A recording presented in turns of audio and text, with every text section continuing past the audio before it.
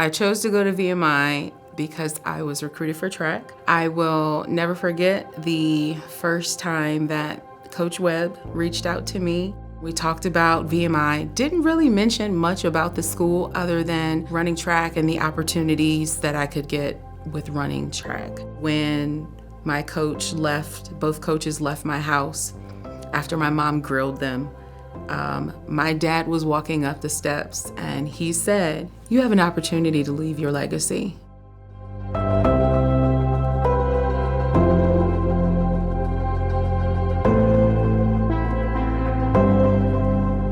I knew absolutely nothing about VMI. I knew that the campus environment was unique, it was different. I thought it was beautiful until, of course, I arrived and matriculated. I have a picture that's very iconic. My dad is taking a still shot of me and I'm walking down by the inscription of the parapet and it's like, okay. I never knew that that was like a no turning back kind of a shot that he took. When they then called us by companies to line up and we marched into barracks, the only thing I could think of with the drums was, "Don't stop in front of me."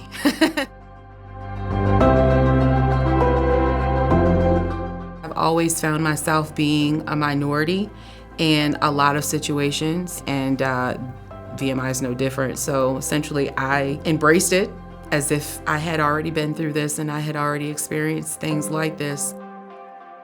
I didn't really talk a lot, but they definitely saw me perform, doing 20 pull-ups my first VFT, and all of these guys are like, "Who is this girl?" I just showed them versus telling them.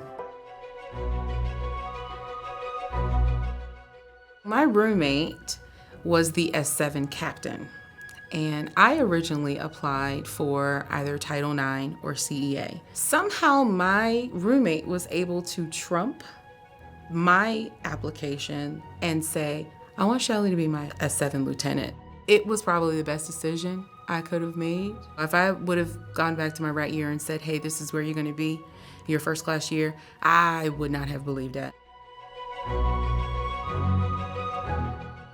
I've never not had my plate full.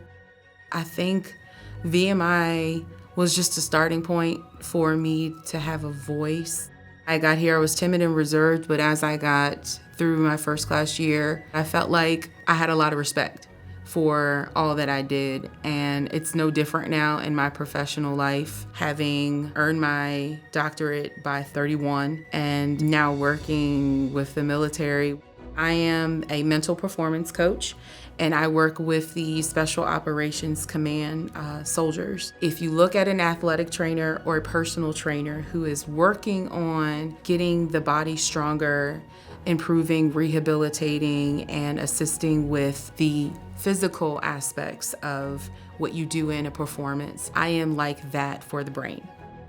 Every aspect of VMI, whether you think about it or not, is going to prep you for something that you're going to encounter in the future.